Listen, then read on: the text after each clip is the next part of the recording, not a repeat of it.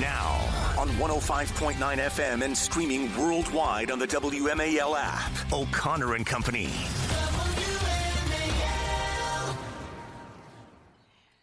It is 6:06 on WMAL News Talk 105.9. We are rolling into this Friday morning with a little bit of MJ to put a smile on your face.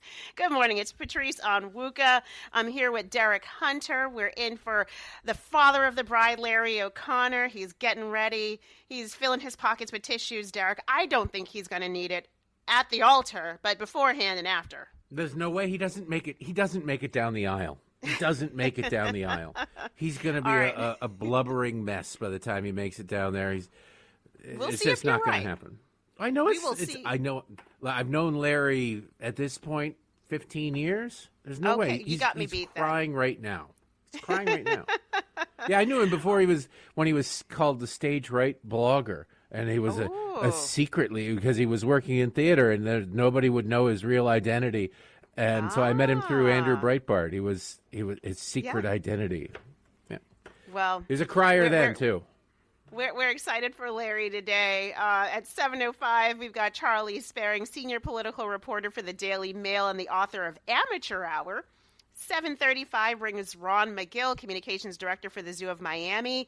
At 8:05, our friend Reagan Reese, the White House correspondent for the Daily Caller, is going to join us. At 6:30, though, we're going to be talking with Jim HANSON, president of the Security Studies Group.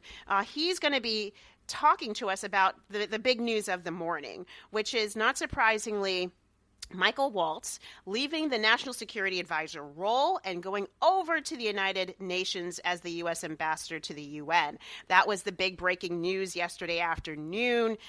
Derek Hunter, and interestingly, it's a two-parter. Not only is Michael Waltz leaving the National Security Advisor role, but Marco Rubio is getting another hat. For the time being, he's going to be filling that job too. Well, you know what? It's efficient. Let's consolidate these things. There's too many people in government. If you can take two bureaucracies and roll them into one, it makes perfect sense. Look, it's not like these people aren't going to be abreast of all of the happenings in the national security sphere. You might as well multitask them. So, Marco Rubio is a bright guy. A friend of mine is his chief of staff. I know he's a very capable man. So it's nice to have it that way. I do love the story yesterday. It was like, he's been fired. It's over. Yeah. And all these people are going, aha, we've got a scalp. We've done it. And they're high-fiving each other in the way that leftists high-five each other, which means they're like slapping wrists and missing wildly. If you've ever seen Democrats try to high-five after like a softball game, it's embarrassing. It's a disgrace to the species, actually. But then it comes out, he's getting a different job. Like, oh, wait a second. They thought they're dancing around. Ding dong, the wicked witch is dead. We've got ourselves a scalp. And then they said, no, we don't. He got away. I'd have gotten away with it, too, if it weren't for you meddling kids. It's just Well, here's what President Trump did. He put his spokes in that wheel. He put out a truth post saying, I am pleased to announce that I will be nominating Mike Waltz to be the next United States ambassador to the United Nations. From his time in uniform on the battlefield, in Congress, and as my national security advisor, Mike Waltz has worked hard to put our nation's interests first. I know he will do the same in this role. In the interim, Secretary of State Marco Rubio will serve as national security advisor while continuing his strong leadership at the State Department. Together, we will continue to fight tirelessly to make America and the world safe again. And I love the end here. Thank you for your attention to this matter.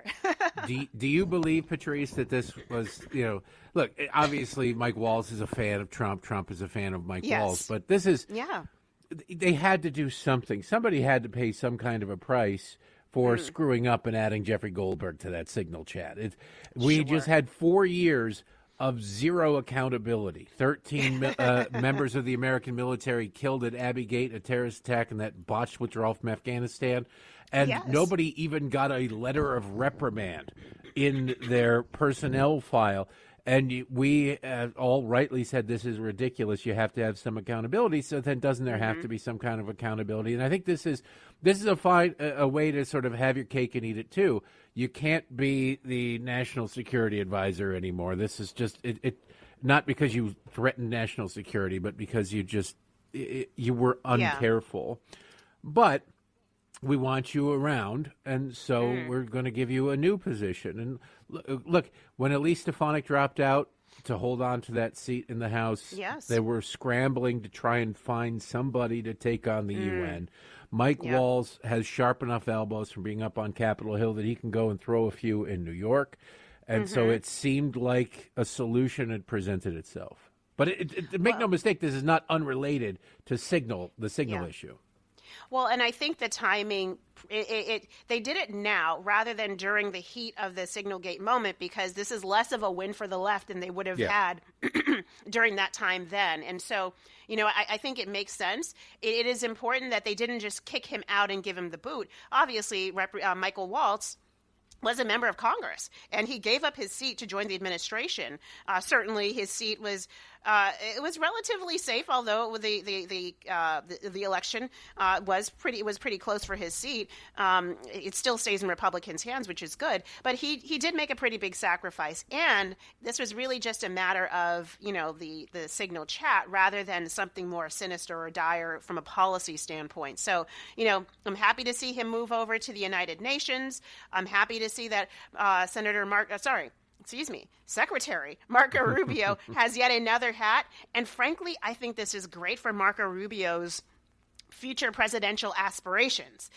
If you can be a Secretary of State and still take on the NSA role, the National Security Advisor role, I mean, you are really building a powerhouse portfolio for the future. Yes. I don't know. That'll be interesting to see, because J.D. Vance is the one who everybody assumes he's the heir apparent. The ball is teed up. But the two of them together, going from Secretary of State to Vice President of the United States is no small feat. It's nothing to sniff at. So, you definitely have the makings there, all the ingredients in your pantry for a powerhouse ticket. Yes, you do. Yes, you do. It's interesting here. We've got some folks are already saying the same thing. A Vance-Rubio 2028 presidential ticket is looking better and better. Some really good memes, by the way. We've got one here. We on the right House are Foreign really good Affairs at memes. Committee Dems. We're really good at memes. We're not so great at, especially in Congress and governing in a way that we campaigned on. But, like we sure talk a good game during campaigns, and we're great in the opposition. It's when you have to count on Susan Collins and Lisa Murkowski, it makes it difficult to govern. But when it comes to memes, it helps to have the truth and reality on our side, because all good comedy is based in truth. And the left just doesn't allow comedy anymore. To your point, the House Affairs Committee Democrats, they put out this meme of Marco Rubio wearing these three hats, NSA at the top, Sec State, I can't get it out, and USAID drinking a water bottle. I think they thought that was supposed to damage Marco Rubio, but it makes him look like Elon Musk in the White House meeting yesterday with his two hats stacked on one on top of another. Patrice, efficiency is a good thing. So much of what Democrats are doing, if you look at Kilmar and everything, and, on immigration, and they're doing what I would have them do if I were the head of the DNC and trying to ruin them. It's like looking at them, you think, did Republicans make David Hogg the vice chair of the DNC? Because I'm not sure that a plant would do anything differently than the self-destructive things that they're doing. I love it. I love it too. All right, we've got more on this. More talk about what's going on with what the president is doing, not just personnel changes or shifts around, but also as pertains to one of your favorite news outlets and mine, NPR, and public broadcast PBS. So stay with us. It's 6:16. WMAL, making sense of the news. Live from the Home Paramount Pest Control Studios. Home Paramount, the leader in pest control since 1939. I love a little bit of R&B in the morning. Yeah, Aaliyah, she's gone, but her music lives on. Okay, so last night, Bret Baier actually asked Vice President Vance about Rep. Mike Waltz. National Security Advisor Mike Waltz, formerly, now going to the UN ambassadorship. Let's play this clip here, cut 11. But I want to start with the breaking news. Yeah. Why was Mike Waltz let go? So he wasn't let go. He is being made ambassador to the United Nations, which, of course, is a Senate-confirmed position. I think you can make a good argument that it's a promotion. But we brought Mike on to do some serious reforms of the National Security Council. He has done that. I like Mike. I think he's a great guy. He's got the trust of both me and the president. But we also thought that he'd make a better UN ambassador as we get beyond this stage of the reforms that we've made to the National Security Council. You saw the president announce that Marco Rubio is going to step in as interim leader of the National Security Council. So I think the media wants to frame this as a firing. Donald Trump has fired a lot of people. He doesn't give them Senate-confirmed appointments afterwards. What he thinks is that Mike Waltz is going to better serve the administration, most importantly, the American people in that role, and I happen to agree with him. So, Derek, is Michael Waltz then going to make it through Senate confirmation?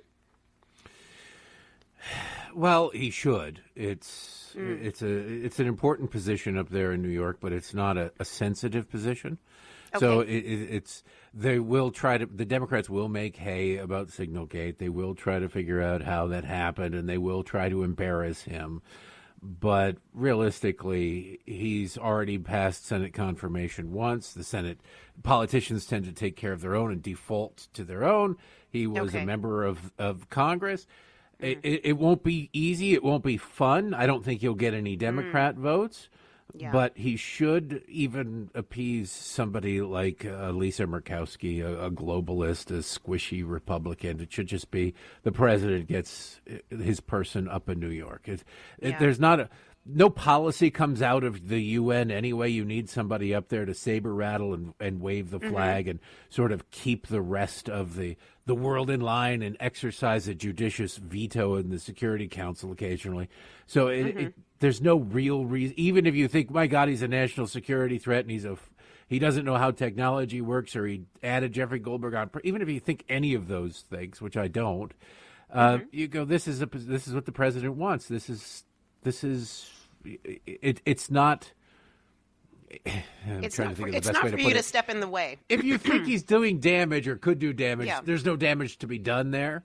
Okay. You know, so it's like it's a safe position. Well, I mean, I think I like Mike. I think that's J.D. Vance just used that slogan. I think I agree with you. I think he'll make it through. Somebody screwed up. He's the one who catches the price, whether he did it or not. But that doesn't mean he can't contribute to the administration. And so I agree with that.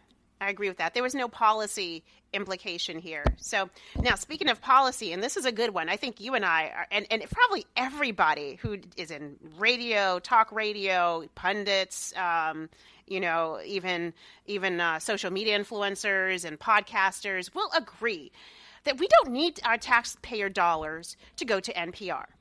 We don't need our tax dollars, frankly, to go to PBS. And I know they're going to haul out Ernie and Big Bird, cue the violins on Sesame Street, but I'm all here for it.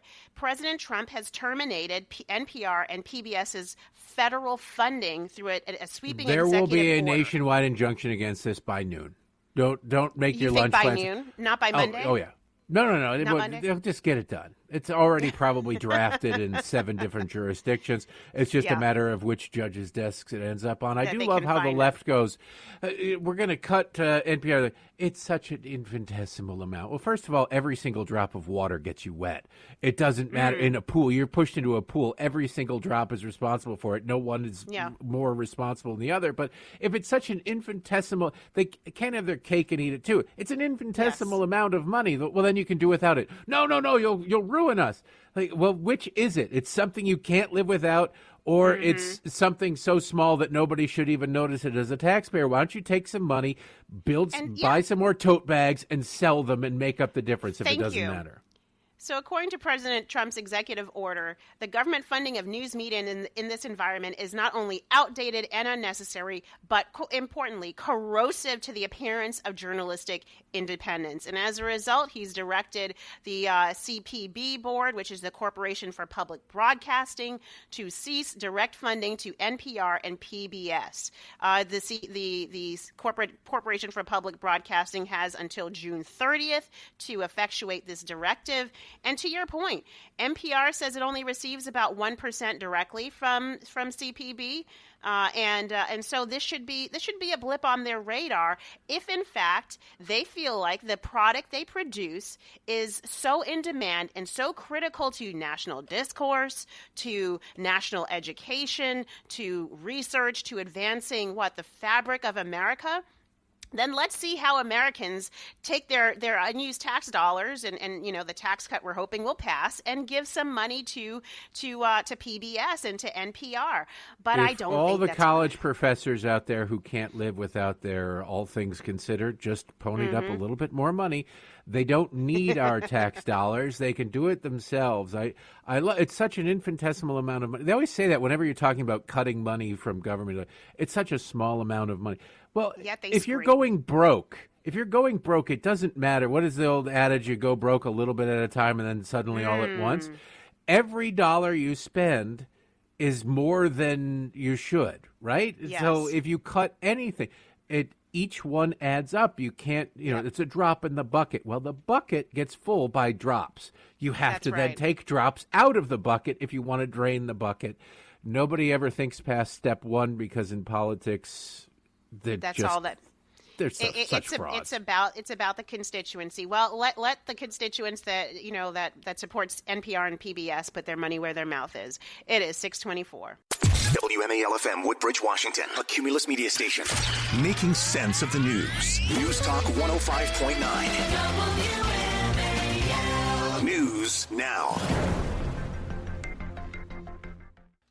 Now on 105.9 FM and streaming worldwide on the WMAL app. O'Connor and Company.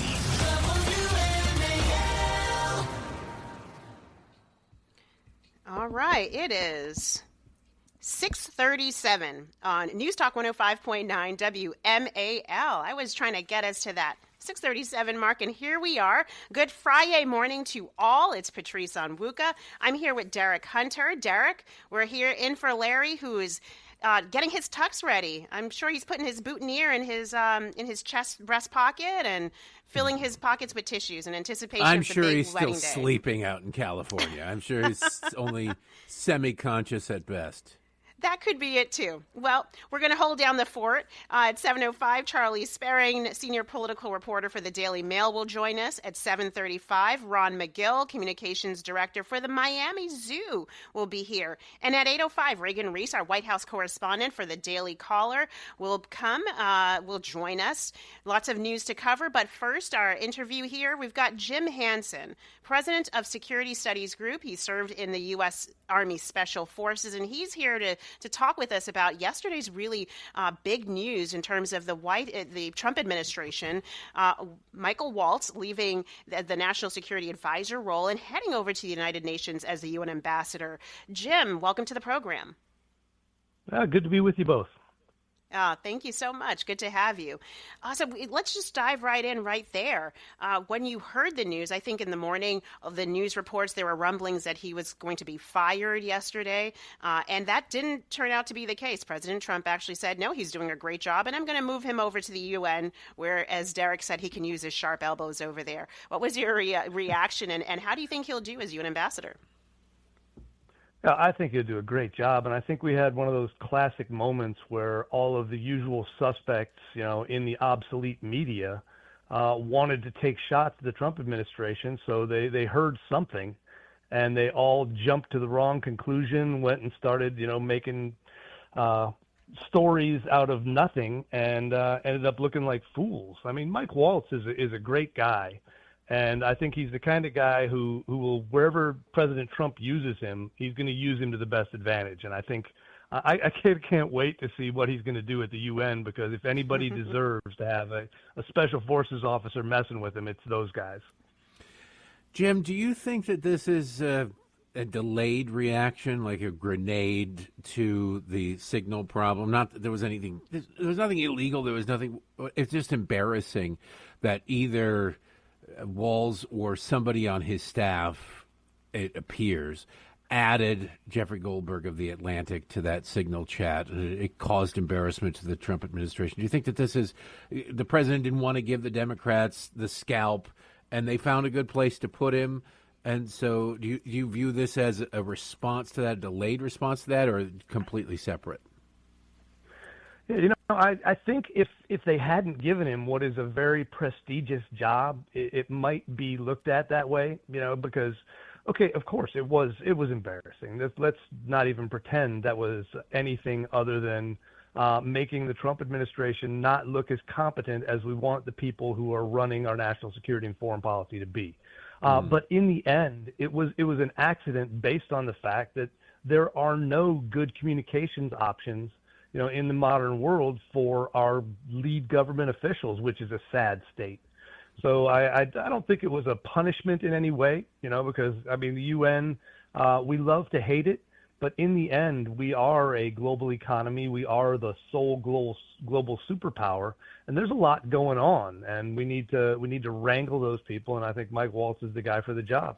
Short of Jim Hansen leaving his day job to take the gig as National Security Advisor off the hands and off the plate of the Secretary of State, Marco Rubio, who do you see as? I don't want you to, unless you want to endorse one particular person, could you give us 2 or 3 names of people to look out for that maybe are in the hunt?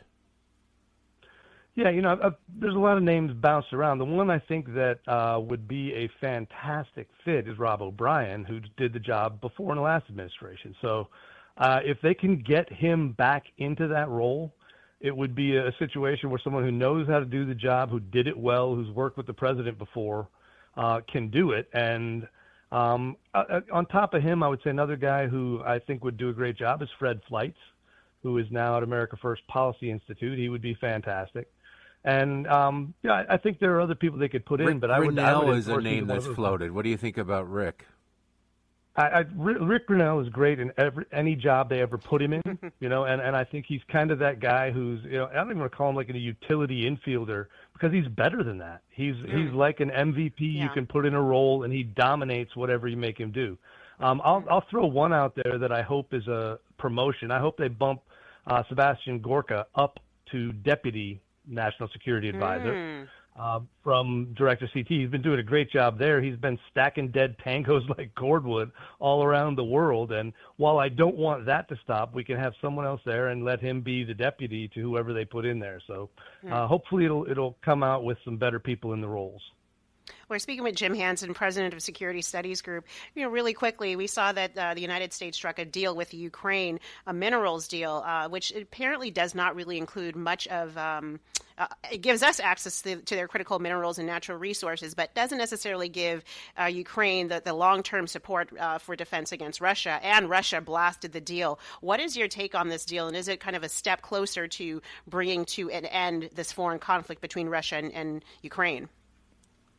Yeah, it's the first positive step in 3 years. So I think as far as not escalating this into something worse, it's a good idea. And I think people are kind of missing the fact that President Trump doesn't like long-term military commitments. He likes deals that lead him toward a more, a way to secure things without having to commit the U.S. military forces. If you make a deal where U.S. businesses and companies are now in Ukraine, then that, to me, is better than troops. It's less provocative to Russia, and it's a situation where then he's got something to protect, and he can tell Putin, do not mess with Ukraine at this point because there's U.S. people at risk. So I think it's a great way to get the whole thing started, and now it's up to Putin to go ahead and sign something on his end. Well, Jim, we've got to leave it right there, but we're going to be looking for those names that you floated to take that NSA role, National Security Advisor role. Thank you so much for joining us today. Good to be with you. All right. It is 6:44 at WMAL. WMAL, more than just politics, because laughter is the best medicine. Download the WMAL app to stream us for free. So, Derek, we know that President Trump likes Elon Musk. But I think he we're does? Now learning. Since when? Well, I think we're learning just how close they are as buddies. Elon Musk sat down with some reporters this week, and we're seeing Doge everywhere. And we're going to have some more coverage on Doge, including Daily Caller's Reagan Reese, who has some good intel here. But I guess Musk told a story about staying at the White House, where President Trump is like, "Hey, come on, Air Force One," or "Hey, let's go to the kitchen and get some dessert and cookies." I mean, it's like when you have your best friend stay over. Is that right? I mean, am I getting that wrong, or do you think they're really close buddies? Our kids are of the age now that they're starting to ask for sleepovers, and I think that if when we allow that to happen, we're going to have to hide the candy. But imagine 2 billionaires and one of them the most powerful man in the world with a staff at their disposal. There is no hiding the candy. There is. I think they just sit around all night talking, pushing the Diet Coke button, and seeing how quickly they can get a Diet Coke brought into the Oval Office.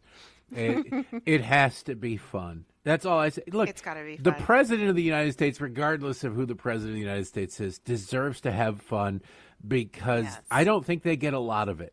And so whenever they can hammer it in, and that's why I don't begrudge a president golfing.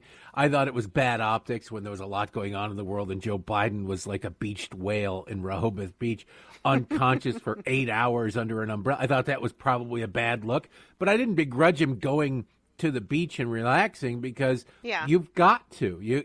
He'll pull out his hair plugs otherwise. Well, he wasn't cognizant enough to know that he was stressed out, but normal presidents, but the people around him were stressed out. Well, listen, I imagine so. Every time he talked, they clenched up. Like, oh God, what is he going to say now? If Elon Musk and President Trump are sneaking down to the White House kitchen for ice cream and eating a whole tub at 2 a.m. in the morning, I'm okay with that. It is 6:53, O'Connor and Company. Okay, coming up in our 7 a.m. hour, we've got Charlie Spiering from the Daily Mail here to talk news of the day. Plus, at 7:35, Ron McGill from the Zoo of Miami has his take on a new challenge that's sweeping the nation. It is O'Connor and Company. You've got me, Patrice Onwuka, and Derek Hunter. Stay with us.